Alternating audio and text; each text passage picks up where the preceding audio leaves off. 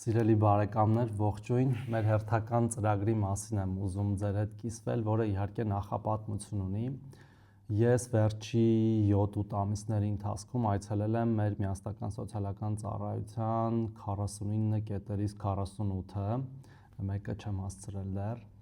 եւ հատուկ ուշադրություն եմ դարձրել այցելությունների ժամանակ մեր զբաղվածության ծրագրերին, որտեղ համարում եմ, որ միայն աշխատանքով է հնարավոր հաղթահարել սոցիալական դժվարությունները,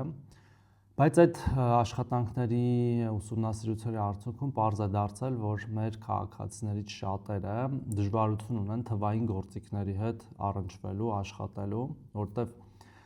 ժամանակին այդ աշխատանքի տեղավորման ծառայությունները հեռախոսով, այցելություններով էր իրականացվում, հիմա կան ժամանակակից բազմաթիվ գործիքներ, էլեկտրոնային փոստ, հատուկ կայքեր, ծանուցումներ, ինքնակենսագրական գրել, էլեկտրոնային ստորագրություն, էլեկտրոնային աշխատանքային պայմանագիր եւ այլն։ Եվ մենք հասկացանք, որ մենք կարիք ունենք մեր հազարավոր քաղաքացիների հմտությունները բարելավելու։ Եվ հիմա e-draft կայքում դրված է մի կառավարության որոշման նախագիծ, որը կոչվում է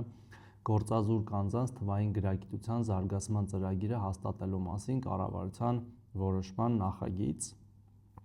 որը ընդունվելու դեպքում մենք իրականացնելու ենք մեր գործընկեր գերատեսչությունների հետ, ԲՏԱ, ԿԳՄՍ, հասարակական կազմակերպությունների հետ եւ մեր քաղաքացիներին, հազարավոր մեր քաղաքացիների սովորեցնելու ենք այդ հմտությունները